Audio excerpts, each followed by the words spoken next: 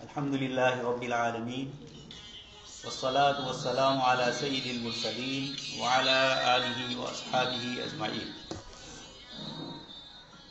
क़ाल अल्लाहु तबारक व तआला फ़िल कलामिल मजीद वल फ़ुरक़ानिल हमीद।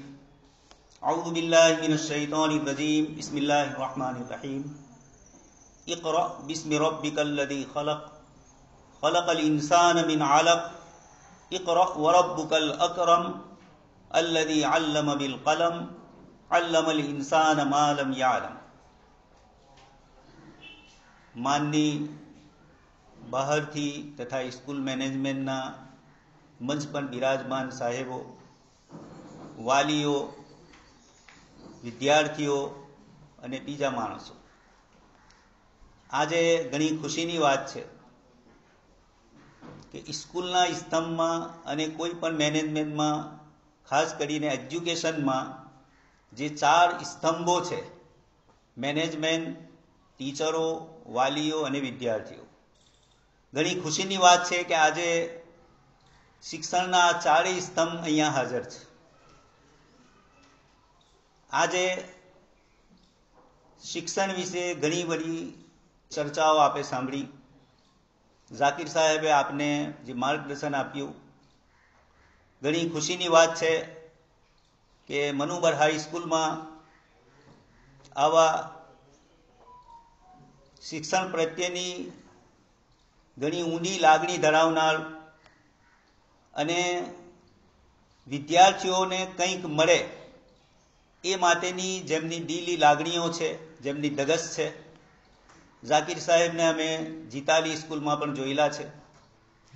અને અમારા ઉસ્તાદ હઝરત મૌલાના અબ્દુલ્લા કાપુદ-રવી સાહેબ રહમતુલ્લાહ અલૈહ, એમણે ઘણી વખતે ઝાકીર સાહેબ વિશે મને વાત કરી કે જીતાલી હાઈસ્કૂલમાં એક નવો પ્રાણ ફૂંક્યો છે.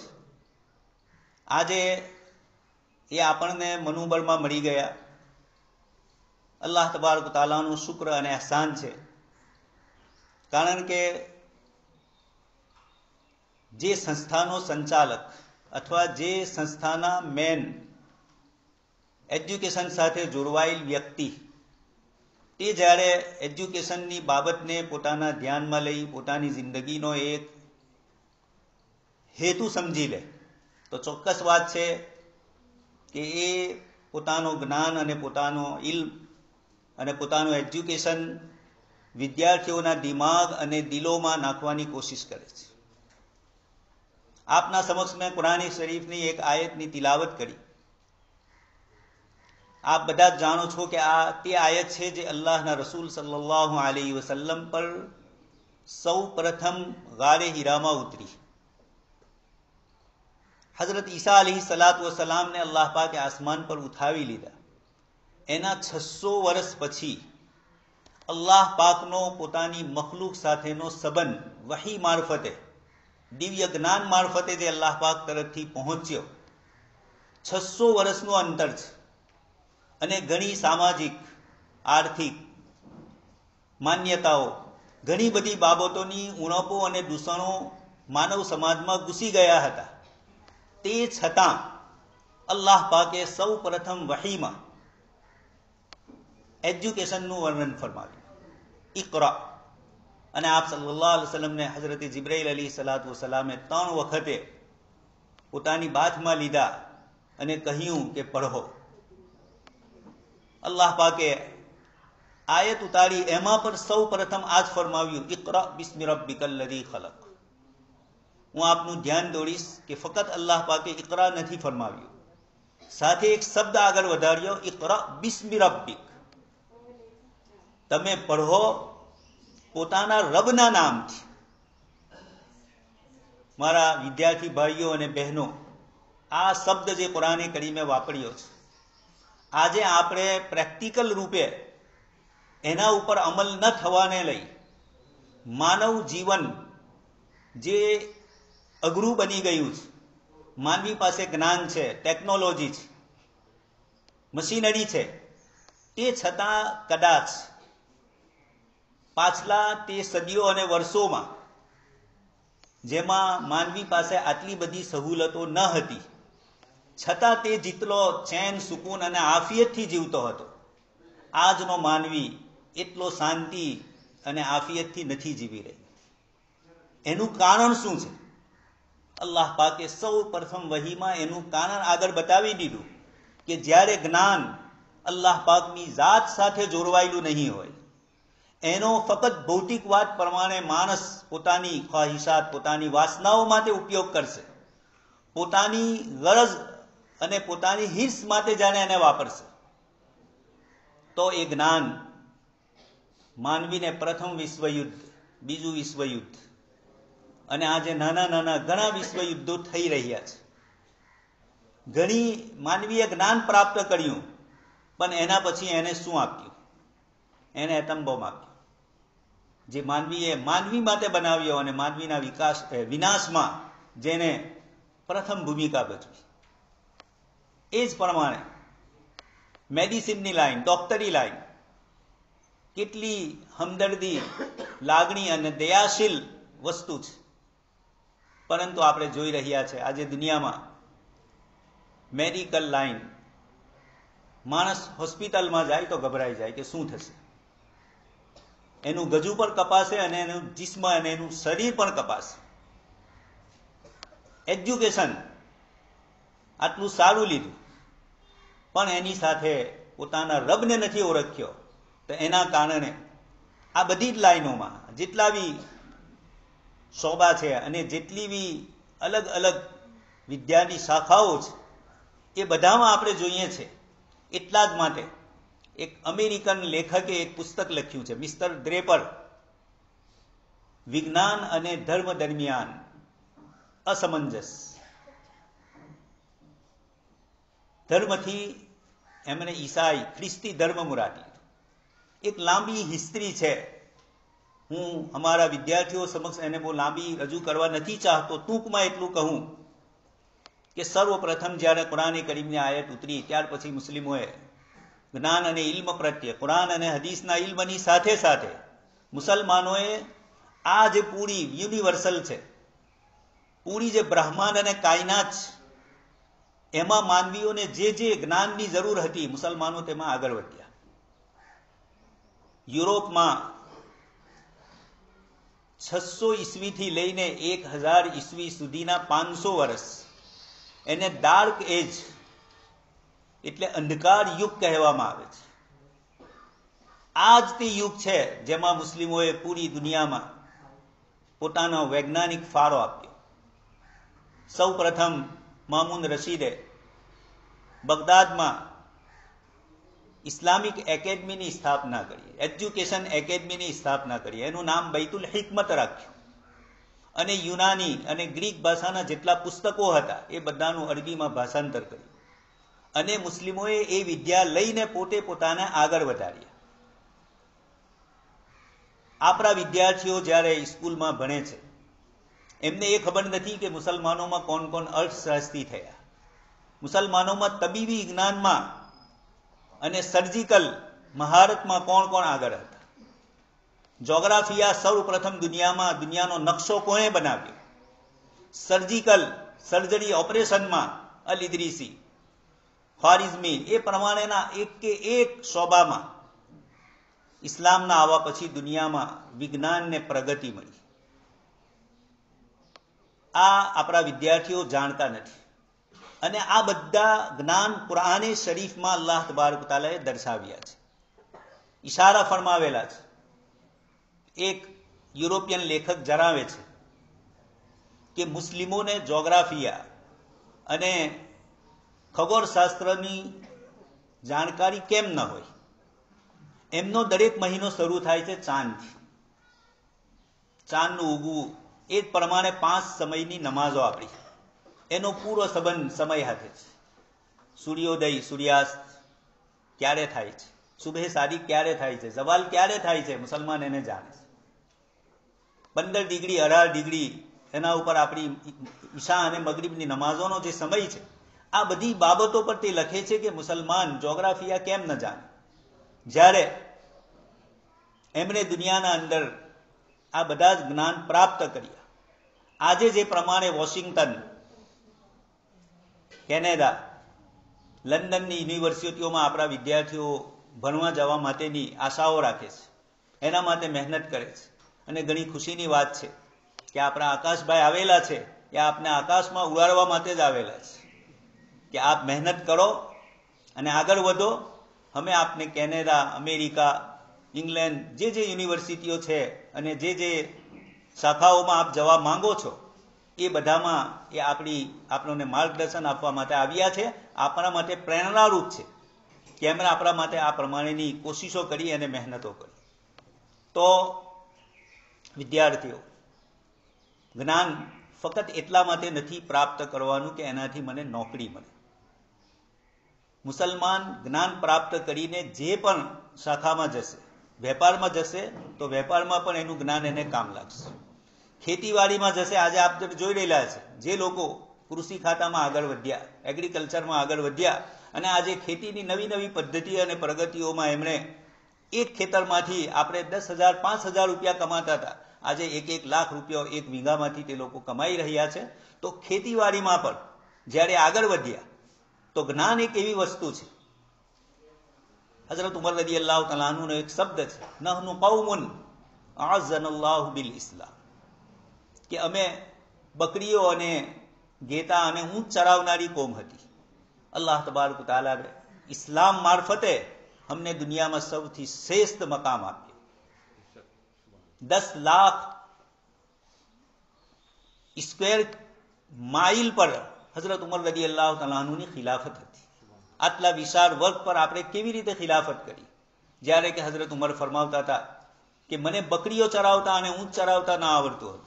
મારા વાલિદ પિતા ખત્તાબ એવું કહેતા હતા કે તું દુનિયામાં શું કામ કરીશ, તને તો બકરીઓ અને ઊંટ ચરાવતા પણ નથી આવડતું. પરંતુ અલ્લાહ પાકે ઈરાન અને રોમની મહાન સુપર પાવર તાકાતોને બતાવ્યું કે ઉમર કોણ હતા.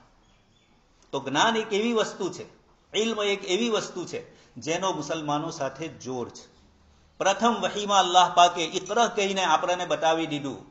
હઝરત અલ્લામા ઇકબાલ રહમતુલ્લાહ અલૈહ જે ઇંગ્લેન્ડની યુનિવર્સિટીઓમાં બેરિસ્ટર થયેલા હતા, ઇકબાલે આ ઇકરા શબ્દ પર જણાવ્યું કે વહીમાં સર્વપ્રથમ ઇકરાના શબ્દ મારફતે અલ્લાહ પાકે પૂરા માનવ જગતને એ વસ્તુનો સંકેત અને ઈશારો આપ્યો કે હવે પછીનો જે યુગ છે એ જ્ઞાનનો યુગ હશે.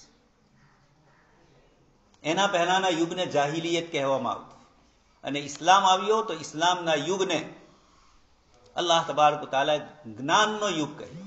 એટલે મુસલમાન અને જ્ઞાન એ બંનેનો એવો જોર છે જેવી રીતે બંગડી અને દામન. અલ્લાહ તબારક તઆલાએ આપણને એક આવી સ્કૂલ આપી જેમાં આપણને પ્રગતિના ચાન્સો મળી રહેલા છે.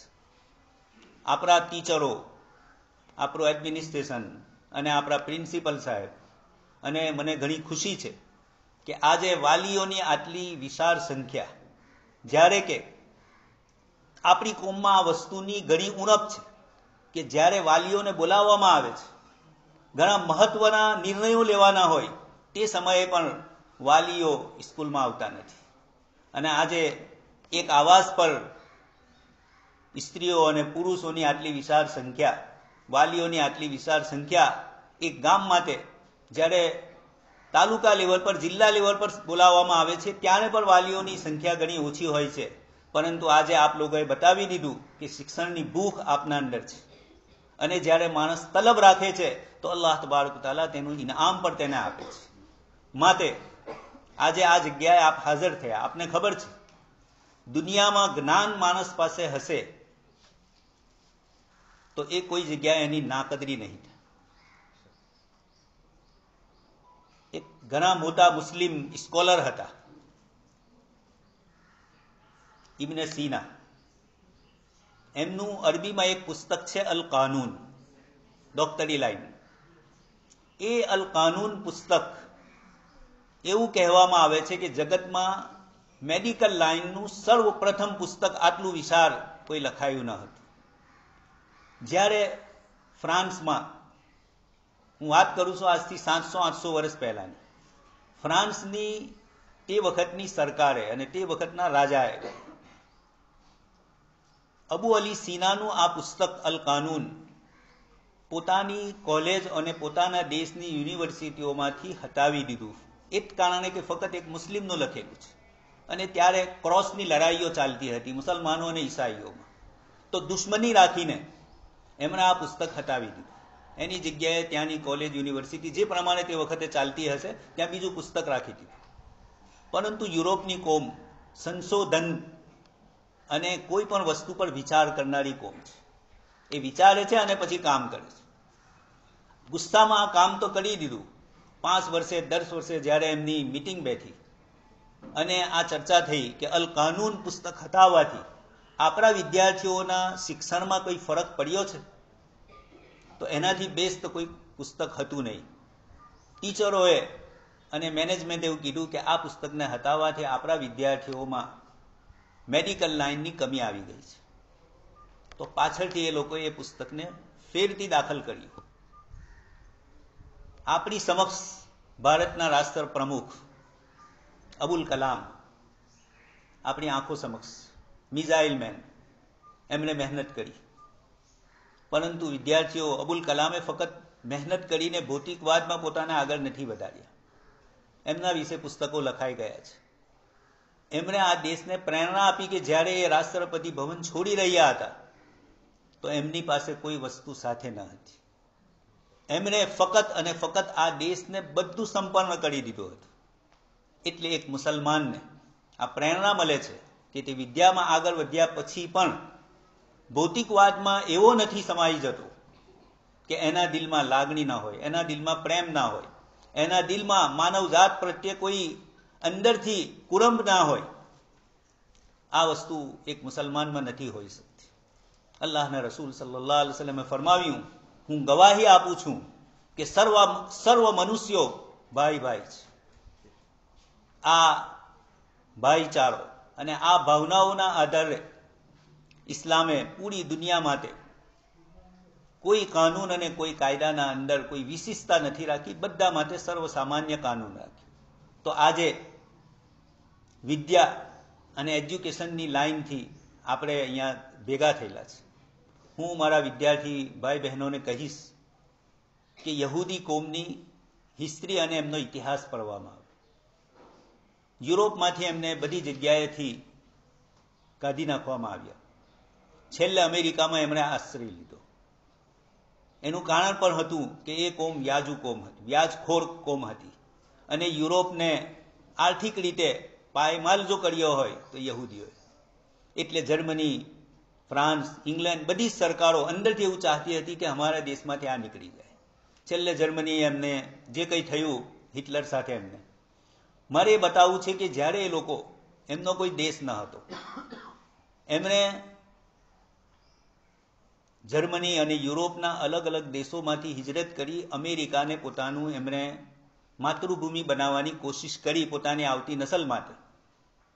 તો એમના વિદ્યાર્થીઓ, એ કોમના છોકરાઓ જ્યારે અમેરિકામાં ભણતા હતા, એક ક્રિશ્ચન પ્રોફેસર લખે છે કે રાતના 1-2 વાગ્યે હું ત્યાંની હોસ્ટેલમાં ગયો તો જોયું કે એક રૂમમાં બેસીને અમુક બાળકો અભ્યાસ કરી રહ્યા છે.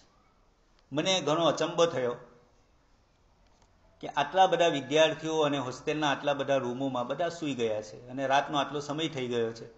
આ કોણ વિદ્યાર્થીઓ છે કે જે વાંચી રહ્યા છે? એમણે રૂમનો દરવાજો ખટખટાયો. એ છોકરાઓએ દરવાજો ખોલ્યો અને પછી પૂછ્યું કે બધા સૂઈ ગયા છે ને આપ કેમ જાગો છો? એમણે કહ્યું કે અમે જર્મનીથી હિજરત કરીને આવેલા યહૂદીઓ છે, અમારું કોઈ વતન નથી. અમારે આ દેશમાં પોતાનું વતન બનાવવા માટે પોતાની અનિવાર્યતા બતાવવી પડશે કે અમારા વગર આ દેશ ચાલી શકતો નથી. બીજા છોકરાઓ 70%, 80% માર્ક લાવશે, અમારે 100% માર્ક્સ લાવવા છે. ત્યારે જ મુકાબલો આપસમાં થશે. અને એ જ રીતે 100-125 વર્ષ હજુ પૂરા નથી થયા અને યહૂદીઓ પૂરી અમેરિકાની ઇકોનોમિક પર, શિક્ષણ નીતિ પર, ત્યાંની બધી જ વસ્તુઓ પર, ખાસ કરીને આપ જાણો છો મીડિયા, એના ઉપર એમણે કંટ્રોલ કરી લીધો. કેવી રીતે થયો? એક દુન્યવી રીતે વિચાર્યું અને પૂરા દેશને પોતાના કબજામાં લઈ લીધો. એક મુસલમાન જ્યારે આ પ્રમાણે અભ્યાસ કરશે અને આગળ વધશે તો એનો અભ્યાસ, એનું જ્ઞાન બેકાર અને વ્યર્થ નહીં જાય, કોઈના કોઈ ખાતામાં એને ફાયદો જરૂર કરશે. એટલે આજે આપણે જે જરૂરત છે, પરંતુ હું બીજી વાત ફેરતી કહીશ કે ઇકરા બિસ્મિ રબ્બિક. એક મુસલમાન વિદ્યાર્થી અને એક જે એક ખુદાને નથી માનતા, જેમની પાસે શરીયત નથી, જેમની પાસે જિંદગીનો કોઈ આઈડિયલ અને નમૂનો નથી, તે અને એક મુસલમાનના વચ્ચે સ્કૂલ અને કોલેજમાં ફરક હોવો જોઈએ. યુરોપની ઘણી સ્ત્રીઓ ઇસ્લામ લાવી, ક્રિશ્ચિયન હતી અને અમુક એવી હતી કે જે ક્રિશ્ચિયાનિટીને પણ ન માનતી હતી, બલકે અલ્લાહ પાકનો ઇનકાર, ઇલ્હાદ. માનવ જગત પર 4 માણસોએ પોતાના જે અસર છોડ્યા છે તે આજે આપણી શિક્ષણ નીતિમાં આપણે જોઈ રહ્યા છીએ. આઇઝેક ન્યૂટન,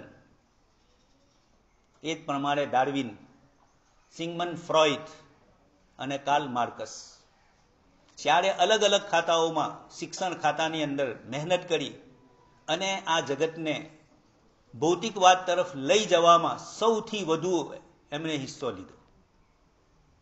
તો એક મુસલમાન વિદ્યાર્થી વિદ્યામાં આગળ વધશે, તે વાંચશે, તે વખતે પણ એની નિયત એ હશે કે હું આને વાંચીને આગળ વધીશ અને માનવ સેવા કરીશ.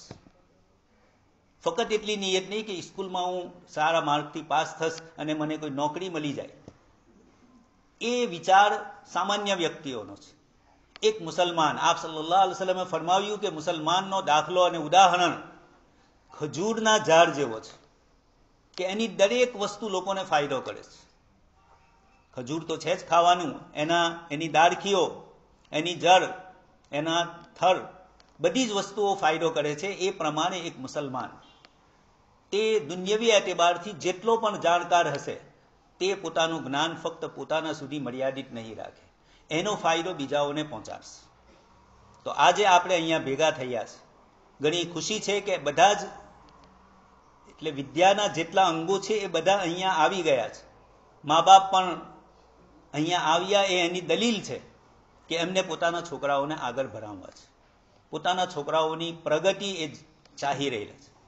પરંતુ જેવી રીતે સાહેબે કહ્યું કે આ મોબાઈલ જે જ્ઞાનનો સ્ત્રોત હતો તેની જગ્યાએ આપણે એને ગેમ્સમાં વાપરવાનું ચાલુ. આ જ મોબાઈલ આપણને વિજ્ઞાન, ગણિત, જોગ્રાફિયા બધામાં આપણને આગળ લઈ જઈ શકે છે. એની જગ્યાએ આપણે એનો યુઝ બેકારની વસ્તુઓમાં લગાવ્યો. એક વખતે રાતે 1 વાગે હું ઉત્તર ગુજરાતથી આવી રહ્યો હતો.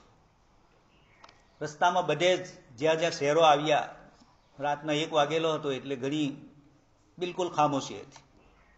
એક શહેર જે મુસ્લિમોની વસ્તી જ્યાં વધારે હતી ત્યાંથી પાસ રાતના 2 વાગેલા છે અને ઓટલાઓ પર, નલ્લી નલ્લી પાન ને ગલ્લાની કેબિનો પર 2-4 મુસલમાનો અહીંયા બેઠેલા છે, 2-4 છોકરાઓ અહીંયા બેઠેલા છે, મોટી ઉંમરના માણસો અહીંયા બેઠેલા છે અને મોબાઈલથી પોતાની રીતે મશગુલ છે. જે કોમ રાતના 1 વાગ્યે 2 વાગ્યે સુવાના ટાઈમે આ પ્રમાણેની બેકાર અને વ્યર્થ વસ્તુઓમાં મશગુલ હશે, તે દુનિયામાં શું પ્રગતિ કરી શકે? સવારે ઉઠીને તે ધંધો કેવી રીતે કરશે? સવારે ઉઠીને તે વિદ્યાર્થી કેવી રીતે ભણશે? એના ઉજાગરા છે, તે વિજ્ઞાન કેવી રીતે વાંચી શકવાનું છે? વિજ્ઞાનનો સબ્જેક્ટ મુશ્કેલ હોય છે, તે કેવી રીતે વાંચશે? તો આ આપણી કોમની આજે રાતનો સમય જે આરામનો છે, કુરાને કરીમે અલ્લાહ પાકે ફરમાવ્યું કે દિવસ કામકાજ માટે છે અને રાત આરામ માટે છે. 30મા સિપારો જે આપણે નમાઝના અંદર જેની સૂરતો ભણીએ છીએ, વારંવાર એ સૂરતોના અંદર અલ્લાહ પાકે દિવસ અને રાતની વિશે ઘણી વિગતવાર ચર્ચાઓ કરી છે. તો આજે આપણે આપણો સમય ન વેડફીએ અને સહી જગ્યા પર આપણે આપણો સમય લગાવીએ, એની જરૂર છે. આ પ્રથમ વખતે આપને જમા કર્યા છે, હજુ કોશિશો એ રહેશે. જેવી રીતે સાહેબે કીધું કે એક્ઝામ આવી રહ્યા છે, તો આપણે શું વિચારવાનું અને કેવી રીતે મહેનત કરવાની? બીજો વિદ્યાર્થી 70% લાવશે તો હું 100% લાવીશ. આ આશાઓ સાથે આપણે મહેનત કરવાની છે, તો દુનિયામાં પ્રગતિ કરીશું. અને આજે દુનિયાને જરૂર છે એવા સારા ઈમાનદાર મુસલમાન ડોક્ટરો, એન્જિનિયરો, વકીલોની કે જે માનવ જાત પ્રત્યે રહમદિલી રાખે. આ વસ્તુના આધારે પણ આપણે આગળ વધીને માનવ સેવા માટે આગળ વધવાનું છે. અલ્લાહની મખલૂકની સાથે મોહબ્બત અને અલ્લાહની મખલૂકની કોઈ ને કોઈ કામમાં આપણે એમને કામ લાગીએ એની જરૂર છે. સહાબાએ કિરામ જ્યારે દુનિયામાં પહોંચ્યા તો લોકો એમને જોવા માટે ઊભા રહેતા હતા. ઈરાન અને રોમ દુનિયાની સુપર પાવર તાકાતો હતી, પરંતુ તે સહાબાને જોવા માટે ઊભા હતા કે આ કેવી મખલૂક છે જે આ પ્રમાણે અમારા સાથે હમદર્દી રાખે છે. આ પ્રમાણે એમને અલ્લાહ પાકે ફતહ પર ફતહ નસીબ ફરમાય. તો મેં જે કંઈ આપને કહ્યું, હજુ આશા છે મને કે ઇન્શાઅલ્લાહ આપ એમાં ધ્યાન આપશો અને પોતાનું કામ આગળ વધારશો. અને જેવી રીતે અર્જુન વિશે આપણે સાંભળ્યું કે એમને પૂછ્યું કે તમને ઝાડ દેખાય છે, કહ્યું કે નહીં. ડાળખી દેખાય છે, કહ્યું કે નહીં. પક્ષી દેખાય છે કે નહીં. એની આંખ દેખાય છે કે હા.